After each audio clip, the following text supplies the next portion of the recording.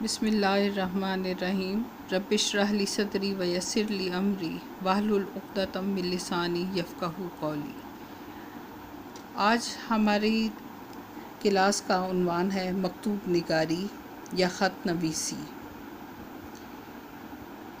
اس موضوع کا انتخاب ہم نے درجہ نہم کے امتحان کے لیے کیا ہے۔ فیڈرل بورڈ کے امتحان میں 5 نمبر کا ایک سوال آتا ہے جس میں خط لکھنے کے لیے کہا جاتا ہے۔ مکتوب کے معنی خط کے ہیں۔ کاتب خط لکھنے والا، مکتوب علیہ جس کے نام خط تحریر کیا جائے۔ خط لکھنے کے علاوہ کچھ کویسچن بھی آتے ہیں، اس میں 2 نمبر کے سوال میں بھی خط سے متعلق سوالات پوچھے جاتے ہیں، یعنی خط کی تعریف پوچھی جا سکتی ہے اور خط کے اقسام بھی پوچھی جا سکتی ہیں اور ان کی تعریفیں۔ اس کے علاوہ خط کے جو اہم اجزاء ہیں ان کے بارے میں بھی سوال کیا جاتا ہے۔ آئیے ہم ترتیب وار آگے پڑھتے ہیں۔ خط کی تعریف ہے اپنے خیالات، حالات اور جذبات میں دوسروں کو شریک کرنے کی خواہش کی تکمیل لکھ کر کی جائے تو اسے خط نویسی کہتے ہیں۔ خط نویسی کسے کہتے ہیں؟ خیالات، حالات اور جذبات میں دوسروں کو شریک کرنے کی خواہش کی تکمیل لکھ کر کی جائے تو اسے خط نویسی کہتے ہیں۔ اس کے بعد ہم دیکھیں گے کہ خط کی اقسام کتنی ہیں۔ خط کی 2 اقسام ہوتی ہیں، ایک رسمی خط اور ایک غیر رسمی خط۔ پہلی قسم ہے رسمی خط۔ اس میں دیکھیں کیا ہوتا ہے۔ وہ خط ہوتے ہیں جو کسی صاحب اختیار کو بھیجے جاتے ہیں۔ ان میں عام طور پر حالات و مسائل سے آگاہ کرتے ہوئے ان مسائل کے حل کے لیے درخواست کی جاتی ہے۔ مثلاً آپ کسی بھی صاحب اختیار یعنی کسی ادارے کے سربراہ کے نام خط لکھ کر اس کو درخواست کرتے ہیں کہ وہ ہمارے مسئلے کا حل کرے۔ آپ پرنسپل صاحب کے نام خط لکھ کر ان سے درخواست کرتے ہیں کہ اسکول میں درپیش آپ کو اگر کوئی مسئلہ ہے تو اس مسئلے کا حل تلاش کریں۔ مثلاً آپ کو ٹرانسپورٹ کا مسئلہ ہے، آپ ان سے خط لکھ کر درخواست کرتے ہیں کہ وہ آپ کے جو بس اسکول کی چلتی ہے یا جو بس کی ٹرانسپورٹ کا انتظام کیا جائے کہ آپ کے علاقے سے ٹرانسپورٹ ملنا مشکل ہے اور دور دراز علاقے سے اسکول تک پہنچنا مشکل ہے، لہٰذا سہولت دی جائے۔ اس قسم کے جو خطوط ہوتے ہیں ہم اس کو کہتے ہیں کہ یہ رسمی خط ہے۔ اس کے بعد نمبر 2 ہے غیر رسمی خط۔ غیر رسمی خط وہ ہوتے ہیں جو اپنے دوستوں، عزیزوں، والدین اور بے تکلف جاننے والوں کو بھیجے جاتے ہیں۔ ان خطوط میں اپنے جذبات اور خیالات کا بے ساختہ ذکر ہوتا ہے۔ ظاہر ہے بے ساختہ ہی ذکر کریں گے اپنے خیالات کا اور جذبات کا، کیونکہ اپنے جاننے والوں سے انسان بے تکلف گفتگو کرتا ہے۔ یہاں میں آپ کو ایک چیز ضرور بتانا چاہوں گی کہ رسمی خط میں آپ کبھی بھی اس طرح آغاز نہیں کرتے کہ آپ گھر والوں کی خیریت دریافت کریں، اپنی خیریت بتائیں، ان کے حالات پوچھیں، یہ ساری چیزیں نہیں دریافت کرتے۔ آپ تصور کریں کہ آپ کو کیسا محسوس ہوگا اگر آپ کہیں پرنسپل صاحب آپ کیسے ہیں اور سنائیں آج کل اسکول کیسا چل رہا ہے۔ ظاہر ہے کہ یہ نامناسب لگتا ہے، ہم نے براہ راست خط لکھنا ہوتا ہے۔ آگے آپ اس کا دیکھیں گے کہ کس طریقے سے براہ راست خط لکھا جاتا ہے، جبکہ غیر رسمی خط میں ہم غیر رسمی طور پہ ان سے بعض دفعہ گفتگو ایسے انداز سے شروع کرتے ہیں کہ رسمی کلمات کو ہم نظر انداز ہی کر دیتے ہیں بالکل۔ مثلاً آپ دوست سے کہتے ہیں اور سناؤ یار بہت دن سے تم نے خط نہیں لکھا، کہاں مصروف ہو؟ یا ایسے کہ اور بھائی تم تو مجھے بھول ہی گئے، کئی دنوں سے میں تمہارے خط کا انتظار کر رہا تھا۔ اس انداز سے ہم گفتگو کرتے ہیں، یعنی غیر رسمی طور پہ ہم جن سے بات چیت کرتے ہیں اس خط لکھ کر جب بات چیت کرتے ہیں تو ہم کہتے ہیں کہ یہ غیر رسمی خط ہے۔ اس کے بعد ہم دیکھیں گے کہ 2 نمبر کا ایک اور سوال بھی آتا ہے فیڈرل بورڈ کے پیپر میں درجہ نہم میں کہ خط کے اجزاء تحریر کیجیے۔ اجزاء کا مطلب ہوتا ہے حصے، جزء کی جمع ہے اجزاء۔ خط کے 6 حصے ہمارے قواعد و انشاء میں بھی یہ بتایا گیا ہے، اسی میں سے ہم یہ کام بھی کر رہے ہیں اور اس کے ساتھ ساتھ ہمارے پنچایت جو افسانہ ہے اس کی ایکسرسائز میں بھی یہ ساری معلومات دی گئی ہے، آپ وہاں سے بھی دیکھ سکتے ہیں۔ خط کے 6 اجزاء ہوتے ہیں۔ نمبر 1 مقام روانگی اور تاریخ۔ مقام روانگی یعنی کہاں سے یہ خط لکھا جا رہا ہے، یعنی خط لکھنے والا کس علاقے یا کس جگہ پر موجود ہے۔ القاب و آداب۔ القاب دراصل لقب کی جمع ہے، لقب نام ہوتا ہے۔ آداب ادب کی جمع ہے، یعنی وہ باتیں، وہ الفاظ جو ہم کسی کو ادب سے پکارنے کے لیے کہتے ہیں۔ یہاں پر اس سے مراد پکارنا اور ان کو سلام اور احترامیہ جملے لکھنا ہے۔ خط کا مضمون، یہ اصل میں کہ آپ کو کس موضوع پر بات لکھنے کے لیے کہا گیا ہے، اس کو ہم کہتے ہیں کہ یہ خط کا مضمون ہے۔ اختتام مکتوب یعنی آخری حصہ جس میں آپ اپنے خط کا اختتام یا خاتمہ کرتے ہیں، یعنی وہ اختتامیہ جملے جن سے آپ اپنے خط کا نتیجہ، نچوڑ یا مقصد بیان کرتے ہوئے خاتمے کی طرف آتے ہیں۔ مکتوب نگار یا کاتب کا نام، یعنی جس نے خط لکھا ہے اس کا نام لکھا جاتا ہے 5ویں نمبر پہ، اور 6 نمبر پر ہے مکتوب علیہ کا پتہ، یعنی جس کو خط لکھا جا رہا ہے اس کا ایڈریس۔ یہ وہ 6 اجزاء ہیں جو آپ کی کتاب میں دیے ہوئے ہیں۔ اس کے بعد ہے اچھے خط کی خصوصیات، یعنی خط کو اگر ہم بہتر انداز سے تحریر کرنا چاہتے ہیں تاکہ ہمارا ایگزامینر ہم سے متاثر ہوتے ہوئے ہمیں اچھے نمبر دینے پر مجبور ہو جائے تو ہمیں کچھ چیزوں کا ضرور خیال رکھنا ہے۔ نمبر 1 خط لکھنے کے لیے کاغذ صاف، قلم عمدہ اور سیاہی ایک ہی رنگ کی ہونی چاہیے۔ اب کاغذ تو یقیناً آپ کو بورڈ والے ہی پرووائڈ کریں گے، وہ جیسا بھی ہوگا۔ آپ نے بہترین قلم کا انتخاب کرنا ہے، یعنی وہ روانی سے خوبصورتی کے ساتھ تحریر کر سکے، اور سیاہی ایک ہی رنگ کی ہونی چاہیے۔ آپ میرے کام سے بھی اندازہ لگا سکتے ہوں گے کہ اگر میں نے کہیں حاشیہ بھی ڈالنا ہے، اگر میں نے کہیں ہیڈنگ بھی دینی ہے، تو ہر جگہ میں صرف نیلی روشنائی ہی استعمال کر رہی ہوں۔ آپ نے ایک ہی رنگ کی سیاہی یا ایک ہی رنگ کی روشنائی استعمال کرنی ہوتی ہے۔ 2 3 رنگوں سے کام کیا ہوا ہرگز خوبصورت نہیں لگتا۔ دوسرا ہے خط لکھنے سے پہلے خیالات اور الفاظ کی ترتیب سوچ لینی چاہیے۔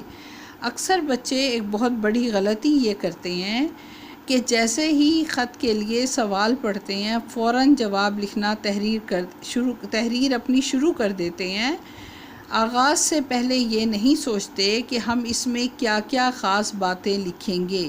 آدھا خط لکھنے کے بعد انہیں کوئی اہم نقطہ یاد آتا ہے اور پھر وہ اہم نقطہ بعد میں تحریر کر کے وہ خط میں اس بات کی اہمیت کو ختم کر دیتے ہیں۔ یعنی درست نقطہ، اچھا نقطہ، اہم بات اگر صحیح جگہ پر نہ لکھی گئی ہو تو یقیناً متاثر کن نہیں ہوتی۔ اسی لیے خیالات کو پہلے ترتیب دے لیں کہ ہم نے کون کون سی باتیں لکھنی ہیں، پھر خط لکھنے کا آغاز کریں۔ خط کے حصے مناسب طور پر لکھیں، یعنی خط کو عام طور پر ہم کہتے ہیں کہ 3 پیراگراف میں لکھا جاتا ہے۔ 3 پیراگراف کا مطلب یہ ہے کہ ابتدائی 2-3 جملے جس میں آپ نے خیریت معلوم کرنی ہے، پھر دوسرے میں جو اصل مضمون ہے، اور پھر تیسرے میں جو اختتامیہ جملے تحریر کرنے ہیں۔ یعنی ہر حصے کو مناسب طریقے سے، پھر کہاں پر آپ نے تاریخ ڈالنی ہے، کہاں ایڈریس لکھنا ہے، کہاں مکتوب نگار کا پتہ ہے اور کہاں مکتوب علیہ کا پتہ ہے، یہ ساری چیزیں خیال رکھتے ہوئے ہم کام کرتے ہیں۔ ہمیشہ حفظ مراتب کا خیال رکھیں۔ حفظ مراتب کا کیا مطلب ہے؟ یعنی جس کو آپ خط لکھ رہے ہیں اس کے مرتبے کی اہمیت کا، اس کی حفاظت کریں، اس کا خیال رکھیں۔ یعنی اگر آپ کسی بڑے کو خط لکھ رہے ہیں تو آپ احترامی القاب و آداب سے انہیں پکاریں، اچھے آداب سے پکاریں، دوسروں کا احترام ملحوظ رکھیں، رتبے کا خیال رکھیں، بے تحاشا بے تکلفی بڑوں کے ساتھ دکھانا اچھا نہیں محسوس ہوتا، ان باتوں کا خیال رکھنا ہے۔ مکتوب علیہ یعنی جس کے نام خط لکھا جائے اس کی سمجھ اور لیاقت کے مطابق الفاظ کا انتخاب کیا جائے۔ یعنی آپ جس کے نام خط لکھنے بیٹھے ہیں آپ کو معلوم ہونا چاہیے کہ اس کی سمجھ کتنی ہے، اس کی لیاقت یعنی قابلیت کتنی ہے۔ کیا مثلا ایک چھوٹے بھائی کو جو ابھی 5ویں 6ٹھی کلاس میں پڑھ رہا ہے، اگر آپ خط لکھتے ہیں اور انتہائی مشکل الفاظ کا انتخاب کر لیتے ہیں تو یقیناً اسے بات سمجھ ہی نہیں آئے گی کہ آپ کیا کہنا چاہتے ہیں۔ اور اسی طرح سے الفاظ کا اس کے علاوہ اس چیز کا بھی خیال رکھنا چاہیے کہ مناسب الفاظ استعمال کریں، یعنی ہمارے الفاظ سے کسی دوسرے کو کوئی تکلیف نہ پہنچے یا ان کی دل آزاری نہ ہو۔ ایسی زبان اور انداز اختیار کیا جائے جیسے مکالمہ کیا جاتا ہے، یعنی جیسے بات چیت کی جاتی ہے۔ بہترین خط یہی ہوتا ہے جس میں اپنی بات کو اس انداز سے کیا جائے جیسے پڑھنے والا اور آپ خط لکھنے والا دونوں آمنے سامنے موجود ہیں اور آپس میں بات کر رہے ہیں اور ایک دوسرے کی بات سمجھ رہے ہیں۔ فقرے نہایت آسان اور مختصر ہونے چاہیے، یعنی ایسا نہیں ہے کہ ایک بات لکھنی شروع کی، بغیر وقفے کے اس کی تفصیل بیان کرنی شروع کر دی، کہیں کوئی کوما کہیں کوئی فل سٹاپ نہیں ہے، لگاتار بولتے رہنا زیادہ اچھا نہیں لگتا۔ اسی طرح آسان جملے اور مختصر جملے بیان کریں تو پڑھنے والے کی دلچسپی ہوتی ہے۔ بات سمجھ میں نہیں آئے گی اگر طویل جملے کی اور مشکل الفاظ کی تو یقیناً وہ آپ کی بات کو کوئی اہمیت بھی نہیں دے گا۔ پھر ہے خوشامد اور مبالغہ سے گریز کریں، یعنی آپ نے اپنی بات بھی کہنی ہے، آپ نے اپنا کام بھی کہنا ہے، آپ نے خط لکھنے والے کو اپنا مقصد بھی بیان کرنا ہے، لیکن اپنے مرتبے کا بھی خیال رکھیں، اپنی حیثیت کا خیال رکھیں اور ان کو بھی اتنا زیادہ بڑھا چڑھا کر نہ کہیں کہ یوں لگے کہ جیسے خدا سے دعا کی جا رہی ہو۔ کسی کو بھی مبالغہ آرائی کسی بھی چیز میں اچھی نہیں ہوتی، یعنی نہ تو خود کو انتہائی کمتر ظاہر کریں، نہ ان کی برتری کو اتنا بڑھا دیں کہ وہ تکبر میں مبتلا ہو جائیں۔ بڑھانا چڑھانا یا بات کو بڑھا چڑھا کر بیان کرنا نامناسب محسوس ہوتا ہے۔ جہاں تک ممکن ہو خط خوش خط اور صاف لکھنا چاہیے۔ تحریر کا ایک سب سے اچھا تاثر یہی ہوتا ہے کہ اگر وہ صفائی کے ساتھ تحریر لکھی گئی ہو، لکھائی پہ توجہ دی گئی ہو تو یقیناً پڑھنے والا پہلے ہی متاثر ہو جاتا ہے اور توجہ کے ساتھ آپ کا خط پڑھتا ہے۔ اسے پڑھا ہی نہیں جائے گا تو آپ کی بات سمجھے گا کیا وہ۔ اس کے بعد ہمارا موضوع ہے، یہ میں نے چند اغلاط کی نشاندہی کی ہے، یہ ہمارا تجربہ جو امتحانوں میں ہم چیک کرتے رہتے ہیں، پیپرز آپ کے وہ چاہے بورڈ کے امتحان ہوتے ہیں یا کلاس ورک آپ کا ہوتا ہے، ان سب میں جو عام طور پر بچوں سے غلطیاں ہوتی ہیں، گزشتہ تجربات کو میں آپ کے ساتھ اس لیے شیئر کر رہی ہوں کہ آپ اس وقت میرے ساتھ آن لائن ہی کلاسز لے رہے ہیں، نیا سیشن ہے، ابھی ہم ذاتی طور پہ ایک دوسرے کو جانتے بھی نہیں ہیں، تو آپ ان چیزوں کو ضرور ملحوظ رکھیں تاکہ آپ اغلاط سے پاک کام کر سکیں۔ عام مشاہدہ ہے کہ طلباء مکتوب نگاری یا خط نویسی کے دوران چند نکات کو نظر انداز کرتے ہیں، جس کے باعث نہ صرف عمومی تاثر متاثر ہوتا ہے بلکہ بعض اغلاط نمبرز کی کٹوتی کا باعث بنتی ہیں، یعنی بعض دفعہ غلطیاں ایسی بھی ہوتی ہیں جن پر نمبر بھی کاٹ لیے جاتے ہیں۔ امتحان میں یہ پیپر چیک کرتے ہوئے ہم جن چیزوں کا خیال رکھتے ہیں وہی آپ کو میں سکھانا چاہتی ہوں۔ بعض چیزیں تو بہت ہی دلچسپ ہوتی ہیں، مثلاً کمرہ امتحان میں ایک بچے نے مجھ سے سوال کیا کہ کمرہ الف سے ہوتا ہے یا ہے سے ہوتا ہے، تو بیٹے کمرہ الف سے ہوتا ہے، ہے سے نہیں ہوتا۔ کمرہ امتحان آپ نے ایسے لکھنا ہے، کمرہ امتحان بھی نہیں لکھنا، کمرہ امتحان بھی نہیں لکھنا اور امتحانی کمرہ بھی نہیں لکھنا، یعنی گول ہے بھی آگے نہیں ڈالنی اور کمرہ امتحان تو ہرگز نہیں لکھنا۔ دوسری جو غلطی ہم کرتے ہیں، السلام علیکم، السلام علیکم میں بہت ساری غلطیاں ہوتی ہیں، جن میں سے ایک غلطی تو یہ ہے کہ ہم اسلام علیکم لکھ دیتے ہیں، اسلام علیکم، یہ دیکھیں اسلام علیکم۔ کبھی کبھی ہم السلام علیکم یعنی اس کے درمیان میں واو بھی لکھا ہوا دیکھتے ہیں، کہ کبھی بچوں نے ایسا بھی کیا ہوا ہوتا ہے کہ السلام علیکم یعنی واو بھی ڈالا ہوا ہے، اور کہیں پر علیکم الف سے لکھا ہوا ہوتا ہے، اسلام علیکم۔ واو بھی غلط ہو سکتا ہے، لام اگر آپ نے نہیں ڈالا تب بھی غلطی ہے، اور الف اگر آپ نے ڈال دیا تو یہ بھی غلطی ہے۔ یہ 3 اغلاط ہوتی ہیں، اب دھیان سے دیکھ لیجئے۔ السلام علیکم میں الف اور لام آتا ہے پہلے، السلام علیکم، اور پھر اس کے بعد عین کا بھی خیال رکھنا ہے آپ نے، اور واو ہرگز نہیں ڈالنا۔ اس کے علاوہ ایک مروجہ دستور ہے کہ ہم تاریخ اس انداز سے لکھتے ہیں، یعنی پہلے جو تاریخ ہے وہ لکھ دیا، پھر ایک چھوٹی سی ڈیش ڈال کر مہینے کا نام اور پھر سن لکھ دیا۔ بچے عام طور پر اس میں کیا غلطی کرتے ہیں کہ خط اردو کا لکھ رہے ہیں، تاریخ اس میں انگلش کی ڈال دیتے ہیں، اس میں مہینے کا نام بھی الگ الگ نہیں کرتے، یا اگر ایسے لکھتے ہیں ایسے بھی لکھ دیتے ہیں بچے، اور یہ سن ون بھی ڈال دیتے ہیں۔ مروجہ طریقہ جو کہ دستور کے مطابق کتابوں میں بھی لکھا جاتا ہے، بزرگوں کے خطوط سے بھی ثابت ہے، وہ یہی ہے کہ آپ اسی طرح سے لکھیں، بلکہ بہتر ہے کہ تاریخ ڈالا ہی ایسے کریں آپ اپنے کام پہ، تاکہ آپ کو عادت ہو جائے کہ یہی درست طریقہ ہے۔ غلط اور نامناسب القابات اور آداب، مثلاً آپ کہتے ہیں کہ چھوٹے بھائی السلام علیکم، پیاری امی جان، یہ انداز جو ہے ذرا اتنا اچھا نہیں ہے، یہ ادبی انداز نہیں معلوم ہوتا۔ بہتر ہے کہ ہم کیسے لکھیں، عزیز بردر یا عزیز بھائی یا مکرمہ والدہ صاحبہ، اس قسم کے الفاظ تھوڑے سے آپ سیکھ لیجئے، 2-4 القابات، تاکہ آپ کو خط لکھنے میں آسانی ہو۔ پھر پیراگراف کی تقسیم یا خط کی طوالت، یہ بھی ایک اہم مسئلہ ہوتا ہے بچوں کا، کہ 3 کہتے ہیں جی 3 پیراگراف میں خط لکھنا چاہیے، تو 3 پیراگراف لکھتے لکھتے وہ ایک مضمون کے برابر لکھ ڈالتے ہیں۔ یقیناً ہم سے 5 نمبر کا ہی سوال پوچھا گیا ہے، اور ہم 5 نمبر کا ہی کام کریں گے، جس میں نمبروں کی تقسیم بھی دی ہوئی ہوتی ہے۔ انشاءاللہ میں آپ کے ساتھ وہ بھی کسی وقت شیئر کر دوں گی، ویسے آپ اس کو ویب سائٹ سے بھی دیکھ سکتے ہیں، ماڈل پیپر دیے ہوئے ہوتے ہیں اور نمبروں کی مارکنگ سکیم بھی دی ہوئی ہوتی ہے۔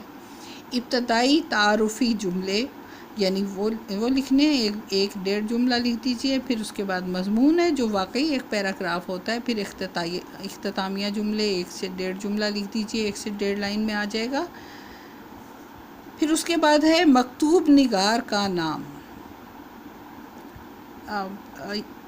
یہ بڑے مزے کی چیز ہے، میں جب بھی کلاس میں پڑھتی ہوں تو مجھے ہنسی آ جاتی ہے ایک دم سے، کہ آپ کا پیارا بھائی، آپ کا پیارا بھائی یا آپ کا پیارا بیٹا، یہ کہہ کے مخاطب کیا ہوا ہوتا ہے۔ مکتوب نگار کون ہوتا ہے؟ وہ جو خط لکھ رہا ہے، اس کا مطلب ہے آپ اپنے آپ کو کہہ رہے ہیں کہ میں آپ کا بہت پیارا بیٹا ہوں۔ اپنے منہ سے اپنی تعریف یقیناً اچھی نہیں لگتی، اس لیے آپ ایسے نہیں لکھیں گے، بلکہ لکھیں گے آپ